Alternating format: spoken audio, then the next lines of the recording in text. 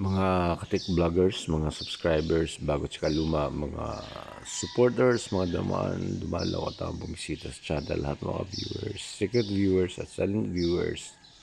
Magandang araw. So, magandang umaga po sa lahat ng mga viewers natin, mga taga-subaybay na nasa Pilipinas, dito sa Asia. At ito, nag-umpisa na tayo. Nasa home service na naman tayo uli. At siguro diretso na to hanggang Agosto.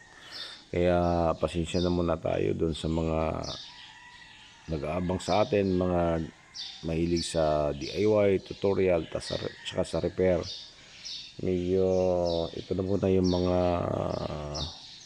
update natin ngayon, mga content natin. Dahil kasagsagan na naman ng light and sound servicing natin. So nasa Ilongos Leyte kami. Ito yung pangalawang araw namin pag sisit up ng mga gamit, pag prepare dahil bispiras ngayong araw na to, mayang alas 4 mag-umpisa, tapos sa susunod na araw naman piyesta ay mayroong live band dito. Inchi, isa sa mga pinakasikat na banda sa Cebu. Okay, so dito kami yung kinuha. Ayan, ito yung mga gamit namin, siguro almost 80% na yung natapos namin. Yan, nagpahinga muna kami kagabi hanggang alas 12. At ngayon umaga na. So pagkatapos ng almusal ay umpisa na naman ulit yung bakbaka natin dito. Ayan, so ito yung speakers namin dito na side na to.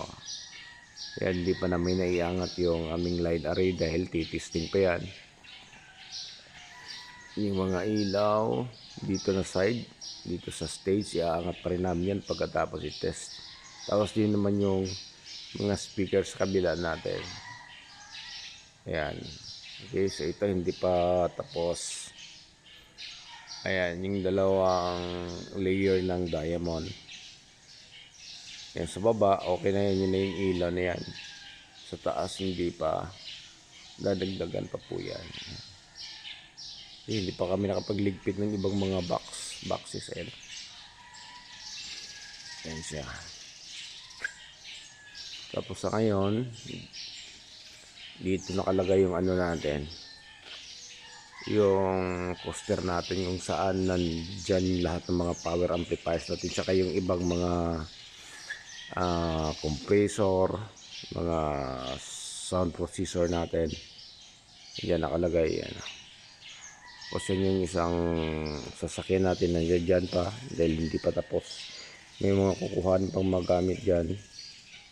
Yan. Tapos doon banda, dyan yung generator natin at yung isang coaster natin, tsaka yung isang ganito, isang ganyang wing van. Ayan. Okay, medyo kalat-kalat pa. Medyo nakakapagod dahil ang tagal na rin. Tagal naming walang service, siguro mga 3 buwan. Meron namang mga services kaya maliliit lang, yung mga maliliit na event, yung ano lang, mga kasal, opening salvo, catering services, mga ganun lang. Pero pagka malakihan ganito, siguro 3 buwan ngayon lang uli. So meron kami mga schedule na hanggang June, mga ano yata, mga 6 or 7. So kahit na mahina, pero okay na yan, at least meron.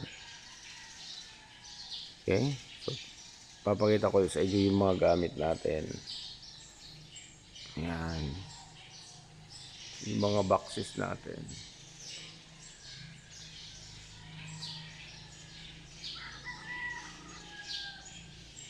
Yan, so sa mga nagtatanong, ayan, W pa rin yung ginagamit natin.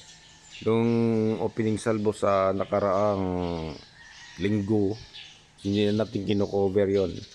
Ginagamit natin doon ay yung MCV yung ginagamit natin, yung mga lumang gamit.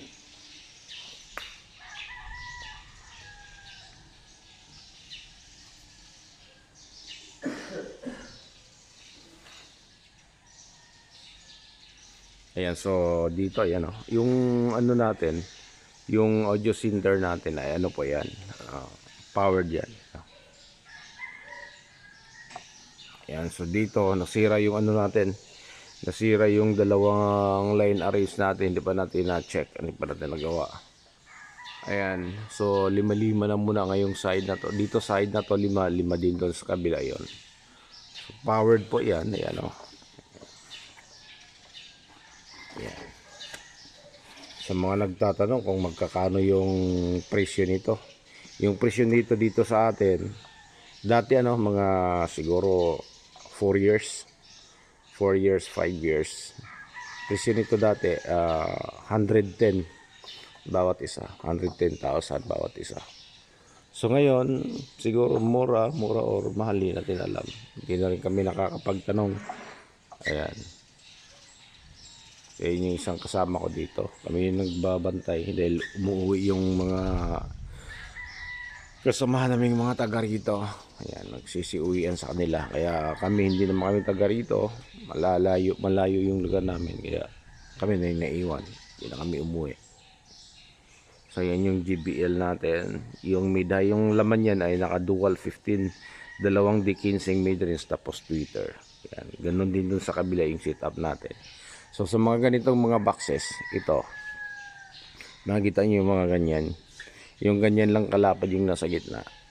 18 inches yung laman yan. Ayan. Tapos pagdating dito sa baba, ayan, yung malalapad na ganyan. Ang laman naman yan ay 21 inches. Okay, so yun yung mga pang-sub natin. Ayan. Ayan. Kung ilan yung setup ng mga boxes dyan, ganun din dun sa kabila. Tapos dito sa gitna, meron pa tayong 4 na 21 nakalagay dito.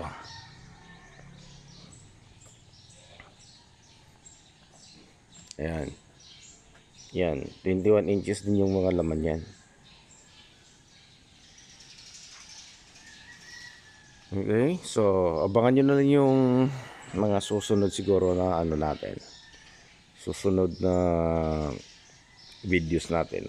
Kung ano yung maipapakita natin tungkol dito at sa yung pagtitest na natin ng ilaw. Ayan, okay, so hanggang dito na lang. Maraming salamat. God bless at bye bye.